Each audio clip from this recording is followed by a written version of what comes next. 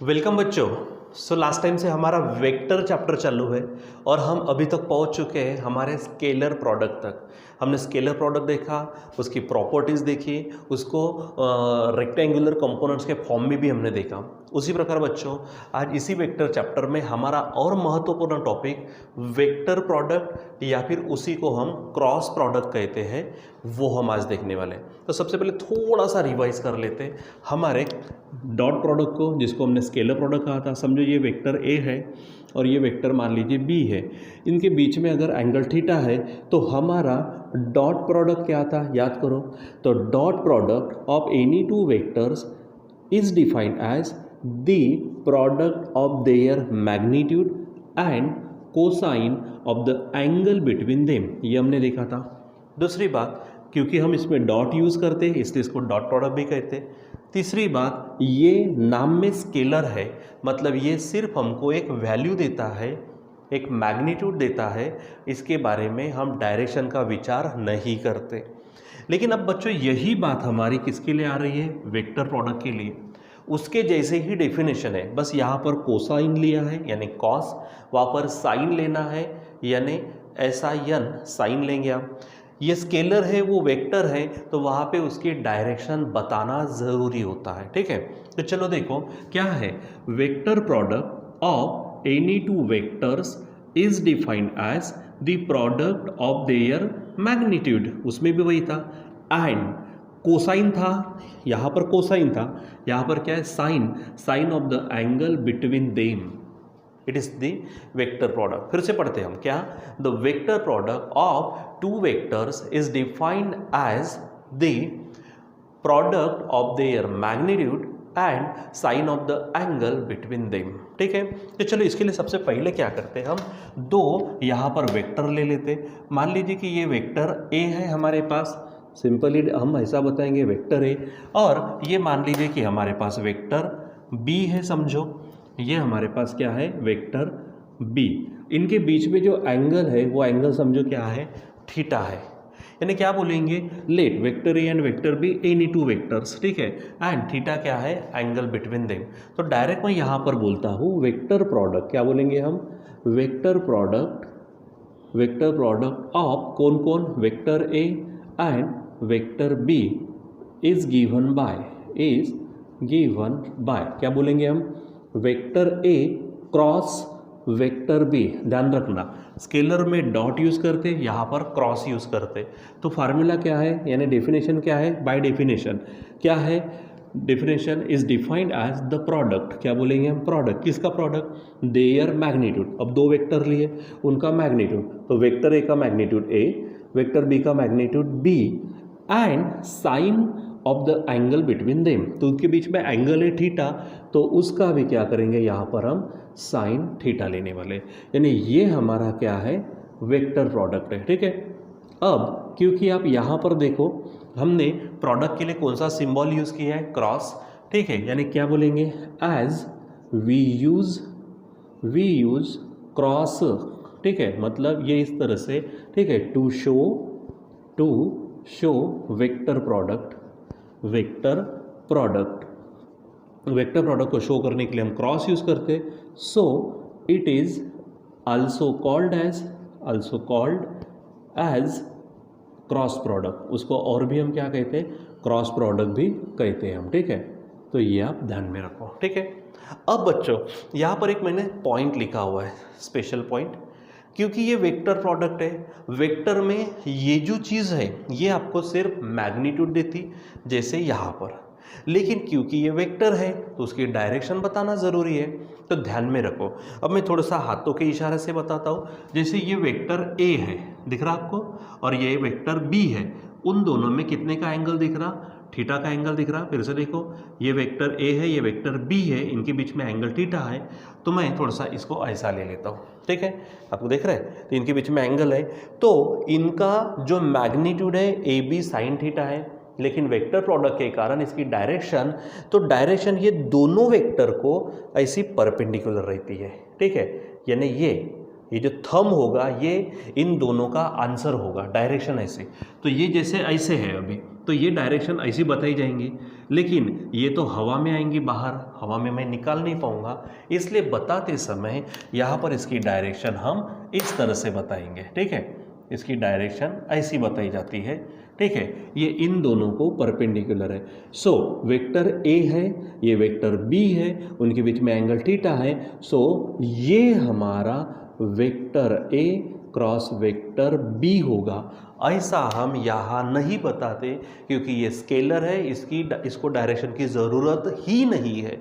इसको डायरेक्शन बतानी पड़ती है बच्चों, यहाँ पर डायरेक्शन बतानी पड़ती है। अब डायरेक्शन बताना होगा तो इस तरह से बताएंगे। तो वेक्टर ए, ये वेक्टर ए है, ये वेक्टर बी है, तो उसको क्या रहेगा, ये बाहर रहेगा ऐसा। तो ऐसा हम हवा में कैसे बताएंगे, नहीं बता सकते, इसलिए इसको इस तरह से बताते। तो ये जो ए क्रॉस बी है वो ए को और वो बी को दोनों को परपेंडिकुलर है। ठीक है, ये वेक्टर ए, ये वेक्टर बी, इन दोनों को परपेंडिकुलर ध्यान में रखो। तो दोनों वेक्टर को इसलिए लिखा यहाँ पे the direction of vector product is perpendicular to both vectors, दोनों वेक्टर को परपेंडिकुलर है। ठीक है, और इसलिए डायरेक्शन बताने के लिए इस डेफिनेशन को थोड़ा सा और मॉडिफाई किया जाता, क्योंकि डायरेक्शन बताने के जो सिलसिला है वो ये तो मैग्नीट्यूड हो गया, यूनिट वेक्टर से बताया जाता। ठीक है, सो मैं इसको बाजू में ही लिख देता हूँ यूनिट वेक्टर यू। और आपको अच्छे से मालूम है यूनिट वेक्टर क्या होता है, यूनिट वेक्टर जिसका मैग्नीट्यूड 1 हो और वो किसी वेक्टर पर हो। ठीक है, सो मैं यहाँ पर यूनिट वेक्टर ऐसा यहाँ बता देता हूँ और यहाँ मैं लिखूँगा। ठीक है, क्या कि यहाँ पर, ठीक है, वेक्टर यू क्या है, वेक्टर यू यूनिट वेक्टर है, यूनिट वेक्टर अलोंग किसके ऊपर, जो आंसर है, तो आंसर कौन सा है हमारा, vector A cross vector B. ठीक है, अब जनरली नहीं भी बताया तो भी चल जाता, लेकिन डायरेक्शन तो बतानी पड़ती है। तो उसके लिए vector A cross vector B is equal to A B sine theta unit vector U, and unit vector U is along A cross B, vector A cross vector B. ठीक है, जैसे यहाँ पे ए डॉट भी पढ़ते, यहाँ पर पढ़ते समय ए क्रॉस बी ऐसा पढ़ना। ठीक है, तो बच्चों ये है डेफिनेशन के अनुसार हमारी, यानी फार्मूला बोल सकते हैं आप इसको, डेफिनेशन है वेक्टर प्रोडक्ट की। ठीक है, अब बच्चों क्या है कि अगर मान लीजिए मैं क्या करता हूँ, यहाँ पर हमने क्या लिया, ए क्रॉस बी लिया, इसमें फ़र्क नहीं पड़ता था। जैसे हमने कहा ना, vector A dot vector B लो, ठीक है, और vector B dot vector A लो, कोई फर्क नहीं पड़ता, वो कम्यूटेटिव प्रॉपर्टी को फॉलो करता है। वेक्टर प्रोडक्ट हमारा कम्यूटेटिव प्रॉपर्टी को फॉलो नहीं करता, कम्यूटेटिव लॉ को फॉलो नहीं करता, क्योंकि मैग्नीट्यूड भले ही सेम आ जाएगा लेकिन उसकी डायरेक्शन बदलती है। जैसे यहाँ पर डायरेक्शन ऐसी बाहर की ओर है, अगर आपने इसको अगर पलटा दिया, ठीक है, जैसे सिंपल है ना रे, देखो ये ऐसे है हमारे पास, ये वेक्टर ए वेक्टर बी है, तो इसकी डायरेक्शन ऐसी है। जैसे ही आप इसको क्या करेंगे उल्टा, तो थंब देखो अपने आप अंदर घुस गया, यानी डायरेक्शन बदल गई है, यानी वो वेक्टर निगेटिव वेक्टर बन जाता है। ठीक है, तो इसी को मैं यहाँ पर बताना चाहूँगा। ठीक है, या फिर थोड़ा सा नीचे बता देता वही बताने के एवज में। ठीक है, अगर हमने यहाँ पर ऐसा लिया, ठीक, ये हमारे पास में क्या था, चेक करो, ये हमारे पास में वेक्टर ए था। ठीक है, थोड़ा सा मैं ऊपर ले लेता हूँ शो करने के लिए। ठीक है, वेक्टर ए था हमारे पास में ये, उसके बाद में हमने यहाँ पर, ये वेक्टर ए है, ध्यान दो, यहाँ पर ये वेक्टर हमारा क्या था, बी था। ठीक है, ये वेक्टर बी था हमारा। ठीक, इस तरह से एंगल इनके बीच में ये है। ठीक, अगर मैं यहाँ पर ये लेता हूँ, ठीक है, vector B cross vector A अगर लिया तो फार्मूला वही होगा, कौन सा, इन दोनों का मैग्नीट्यूड का प्रोडक्ट, मतलब बी इंटू ए इंटू क्या होगा, साइन थीटा होगा, यूनिट वेक्टर होगा यू। लेकिन मैंने यहाँ पर देखो वेक्टर बताए तो वैसा है, लेकिन लेते समय ए क्रॉस बी नहीं लिया, बी क्रॉस ए लिया है। तो यहाँ पर जैसे मैंने कहा, तो ये था, तो ए क्रॉस बी बोलना चाहिए था, तो ऐसे डायरेक्शन होती। अब मैंने क्या कर दिया, इसको पलटा दिया। ठीक है, तो डायरेक्शन कहाँ चली जाएंगी हमारी, अंदर की ओर, अंदर की ओर। तो जैसे बाहर की डायरेक्शन बताते समय ऊपर बताते, अंदर की ओर डायरेक्शन बताते समय हम यहाँ पे क्या करेंगे, इसको नीचे बताएंगे इस तरह से। ठीक है, ये भी क्या है, इसको परपेंडिकुलर ही है। ठीक है, लेकिन इस तरह से बताते हैं हम। तो ये हमारा क्या है, vector B cross vector A है, ये क्या है हमारे पास में, और यहाँ पर हम यूनिट वेक्टर कहेंगे। तो यूनिट वेक्टर किसके ऊपर है? Vector B cross vector A के ऊपर। यानी यहाँ पर बोलेंगे कि यूनिट वेक्टर कहाँ पर है, ठीक है, is the unit vector along, अब ये किसके ऊपर आ रहा है? Vector B cross vector A के ऊपर। ये ध्यान में रखो, ठीक है। सो इसका मतलब ये चीज़ अलग है और ये चीज़ अलग है, ठीक है, क्योंकि इसकी डायरेक्शन ऊपर दिखाई हमने, इसकी डायरेक्शन नीचे दिखाई। असल में डायरेक्शन ऐसी रहेंगी, ठीक है, और इसकी डायरेक्शन ऐसी रहेंगी। ध्यान में रखो, ठीक है। हम किस तरह से जाते हैं, जैसे यहाँ पे हमने क्या किया, ए क्रॉस बी लिया, मतलब अगर मैं घड़ी के कांटों के अनुसार जाऊँ तो ये एंटी क्लॉकवाइज दिख रहा है मुझे, ए से बी तक लिया ना। यहाँ पर हमने क्या लिया, बी से ए तक लिया, ठीक है। ये एंटी क्लॉक है, घड़ी ऐसी घूमती है ना, घड़ी के कांटे, तो ये एंटी क्लॉकवाइज ए क्रॉस बी दिख रहा है। यहाँ पर भले डायग्राम वैसी ही है, ए और बी वैसे ही निकाले, लेकिन किया क्या है, बी क्रॉस है, यानी बी से इधर है। तो अगर ऐसा है क्लॉकवाइज है तो अंदर की ओर, यानी शो करने के लिए नीचे की ओर, एंटी क्लॉकवाइज है तो बाहर की ओर, शो करने के लिए ऊपर की ओर। ये आपको ध्यान में रखना है, इसमें कंफ्यूजन निर्माण करना नहीं, ठीक है। चलो अब क्या करते हैं, हम कुछ इसकी एक दो प्रॉपर्टीज देखते हैं, यानी प्रॉपर्टीज ऑफ वेक्टर प्रोडक्ट। क्या बोलेंगे हम? Properties of vector product. Vector product का दूसरा नाम है बच्चों क्रॉस प्रोडक्ट। क्यों कहा जाता है उसको cross product? Because we use the sign cross here to show the vector product, ठीक है। अब पहली प्रॉपर्टी, जैसे मैंने ऑलरेडी बताया इसके बारे में कि ये कम्यूटेटिव लॉ को फॉलो नहीं करता, यानी क्या बोलेंगे हम, vector product does not follow the commutative law, उसको फॉलो वो नहीं करता। यानी क्या बोलेंगे हम, vector A cross vector B is equal to vector B cross vector A नहीं होगा, इसलिए इसको हम क्रॉस करेंगे। उससे अच्छा ये है, ये उल्टा रहता, ठीक है। असल में यहाँ पर चीज़ क्या होती है कि vector A cross vector B अगर आपने लिया, इक्वल बताना है तो vector B cross vector A हो तो जाएगा, लेकिन वहाँ पर आप पुट करेंगे माइनस, क्योंकि मैग्नीट्यूड सेम आएगा। देखो आप ए इंटू बी लिखो कि बी इंटू ए लिखो, फर्क नहीं पड़ता, लेकिन डायरेक्शन में फर्क पड़ेगा ना। यहाँ पर ये बी क्रॉस ए के ऊपर है और यहाँ पर ये जो है हमारे पास ए क्रॉस बी के ऊपर है, ये नीचे की ओर, ये ऊपर की ओर, यानी अपोजिट होगा, क्योंकि मैग्नीट्यूड सेम है और उसके बाद में डायरेक्शन अपोजिट है, यानी नेगेटिव वेक्टर होंगे। सो वी शो दिस, ठीक है, हम इस तरह से बताते हैं।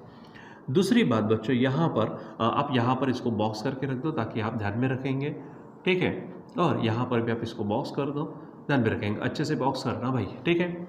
फिर वेक्टर प्रोडक्ट, जैसे हमारा ये था कौन सा, हमारा स्केलर प्रोडक्ट भी डिस्ट्रीब्यूटिव लॉ को फॉलो करता, ये भी करता। वेक्टर प्रोडक्ट क्या बोलेंगे हम,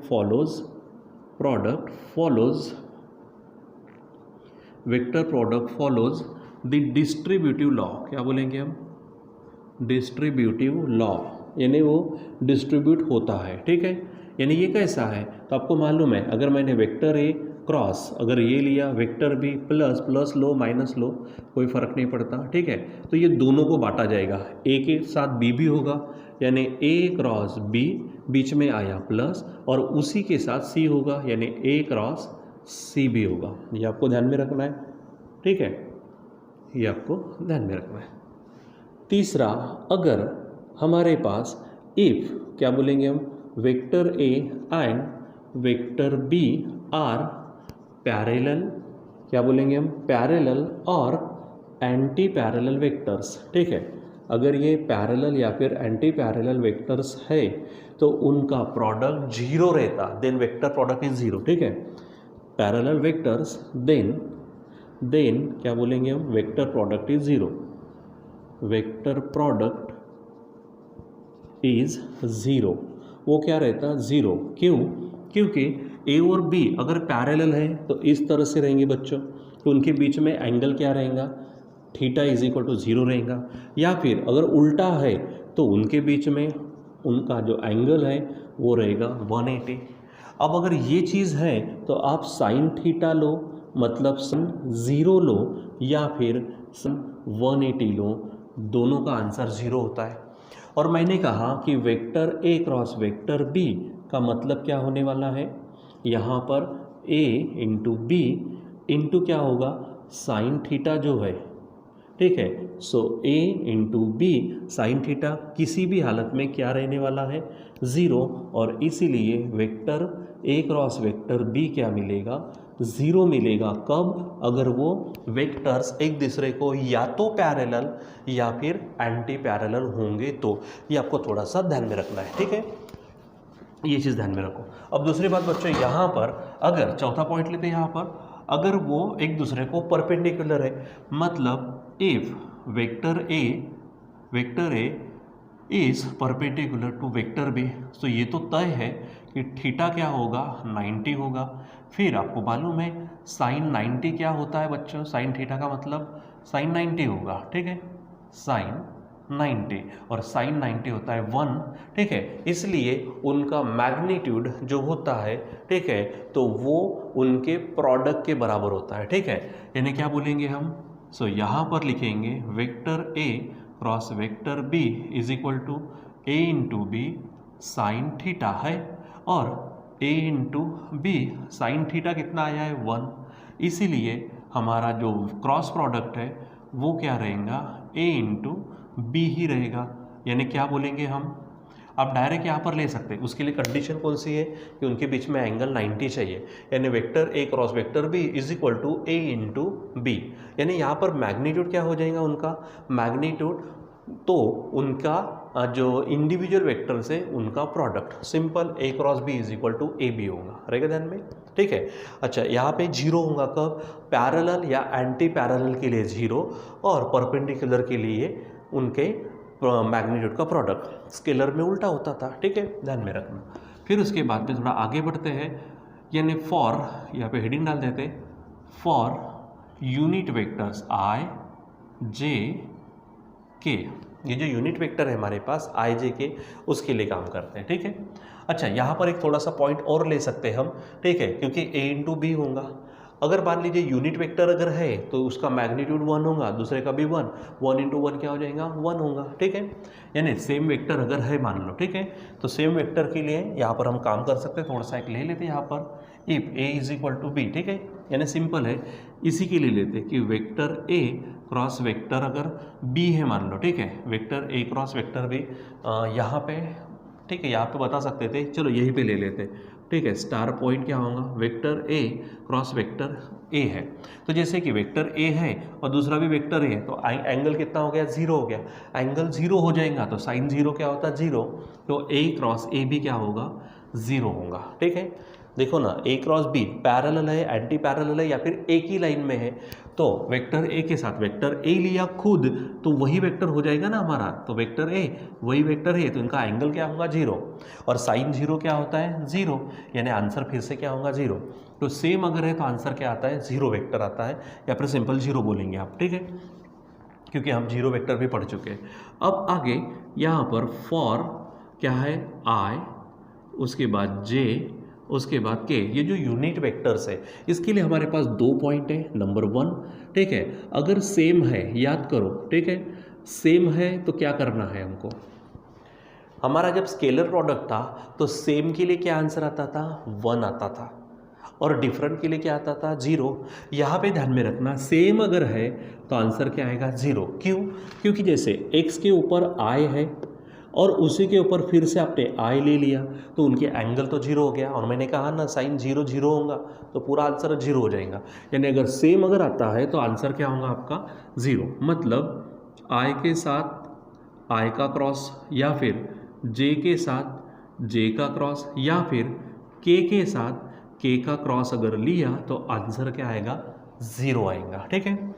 दूसरा पॉइंट आप यहाँ पर ध्यान में रखेंगे, ये पहला पॉइंट, ठीक है। दूसरा पॉइंट आप यहाँ पे ध्यान में रखेंगे, डिफरेंट अगर है, क्या है, डिफरेंट, तो डिफरेंट में बच्चों यहाँ पर और 2 पॉइंट है। नंबर 1, साइक्लिक अगर है, क्या है, साइक्लिक, यानी साइकिल में, ठीक है, एक साइक्लिक है, साइकिल में अगर है तो आपको ध्यान में रखना है, आंसर होगा पॉजिटिव आगे वाला, क्या बोलेंगे आप, पॉजिटिव आगे वाला, ठीक है। और अगर मान लीजिए कि वो एंटी साइक्लिक है यानी उल्टे साइकिल में है, ठीक है, एंटी साइक्लिक अगर है, सो आप बोलेंगे नेगेटिव पीछे वाला। आप बोलेंगे सर वहाँ पर आपने बोला था कि सेम है तो 1, डिफरेंट है तो 0, यहाँ पर सेम है तो 0 होगा, तो डिफरेंट है तो 1 नहीं आता, ठीक है। अब बोलेंगे ये साइक्लिक और एंटी साइक्लिक क्या है, तो बच्चों मैं यहाँ पर क्या कर देता हूँ, एक छोटा सा सर्कल आपको निकाल देता हूँ, ठीक है। ये सर्कल निकाला, 2 मिनट के लिए समझो। ये हमारे पास वेक्टर I है, ये हमारे पास वेक्टर J है, और ये मान लीजिए वेक्टर K है, ठीक है। तो देखो डायरेक्शन देखो, ये साइकिल हो गई, ऐसा जाएंगे तो उल्टी साइकिल हो जाएगी, एंटी साइक्लिक होगा।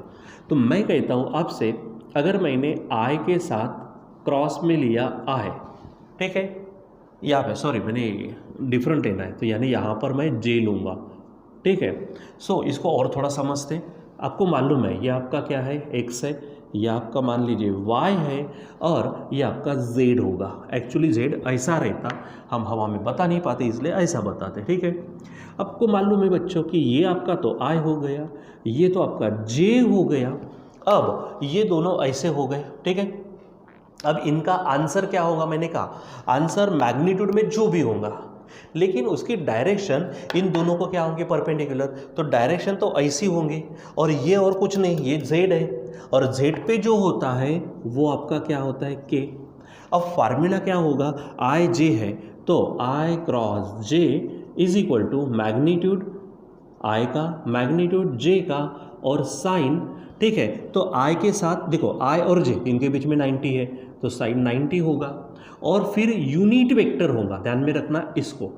अब I का भी 1 है, J का भी 1 है, और साइन 90 भी 1 है, साथ में यूनिट वेक्टर। अब 1 1 1 वो तो 1 हो गए, अब यूनिट वेक्टर। लेकिन बच्चों मैंने कहा क्या है, जो आंसर आता है वो आंसर दोनों वेक्टर को परपेंडिकुलर रहता।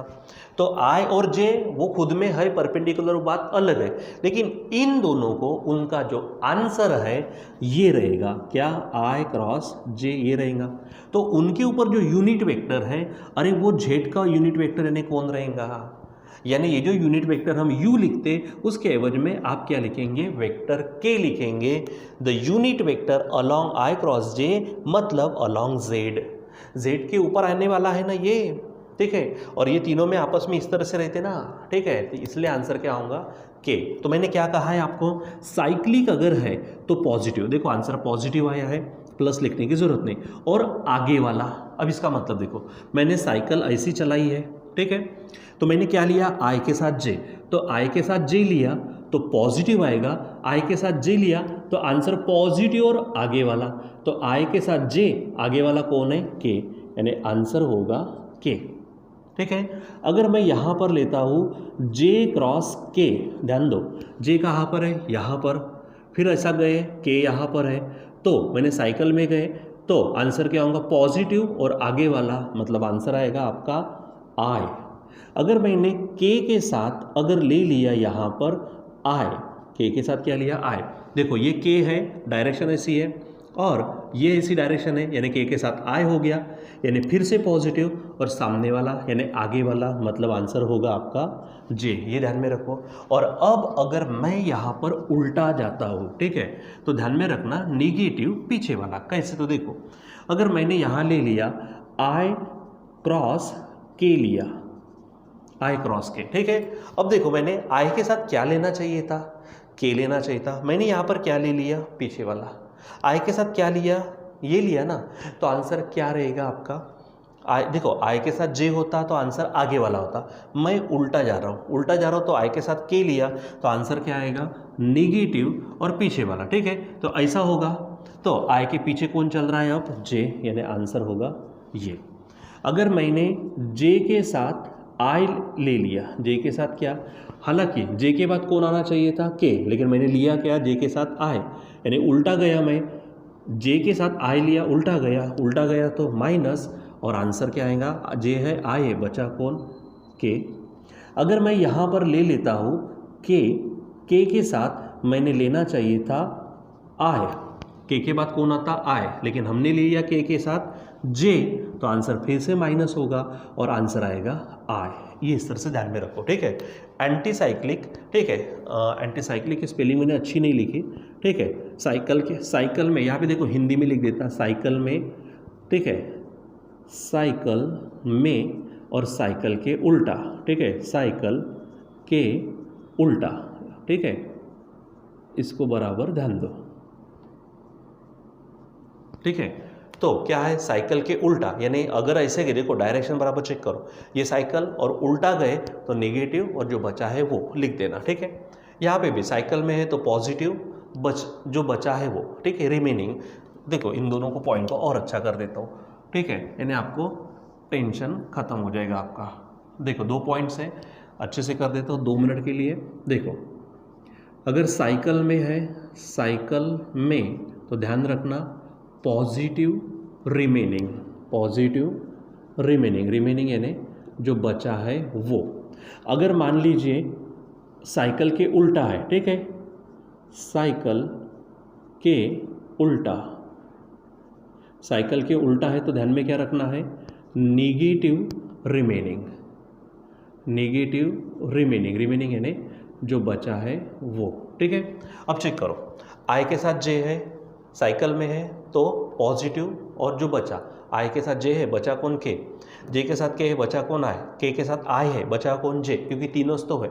अच्छा आई के साथ के, आई के साथ के उल्टा गए तो बचा कौन जे, लेकिन नेगेटिव। जे के साथ आए, जे के साथ आए उल्टा गए तो बचा कौन के, लेकिन नेगेटिव। के साथ मैंने क्या लिया जे, देखो डायरेक्शन ऐसी है, अगर उल्टा गए तो रिमेनिंग कौन है, आए, लेकिन नेगेटिव। तो ये इस तरह से बच्चों आपको यहाँ पर क्या करना है, वेक्टर प्रोडक्ट उसकी कुछ छोटी मोटी प्रॉपर्टीज़ को ध्यान में रखना है। और जैसे आपको मालूम है हमने यहाँ पर क्या किया था, स्केलर प्रोडक्ट को कंपोनेंट के, रेक्टेंगुलर कंपोनेंट के फॉर्म में लिखा था, उसी प्रकार हम इस वेक्टर प्रोडक्ट को भी रेक्टेंगुलर कंपोनेंट के फॉर्म में लिखेंगे। और यहाँ पर जो वेक्टर प्रोडक्ट होता है वही बच्चों जो मैंने ये जो 2 वेक्टर्स लिए हैं, अगर ये वेक्टर्स हमारे अगर पैरेललोग्राम की साइड्स है तो इनका जो आंसर ये आता है, ये आंसर ही हमको पैरेललोग्राम का एरिया देता है। कैसा देता है, क्या देता है, ये हम देखेंगे बाद में। इसका मतलब जानना, ए क्रॉस बी यानी एंटी क्लॉकवाइज, ये क्लॉकवाइज, ठीक है, बराबर डायग्राम, ये वगैरह चीज़ें बराबर ध्यान में रखो, ठीक है। सो बच्चों आज के लिए बस इतना ही, बाकी का कंटिन्यू करेंगे हम बाद में। Till then bye.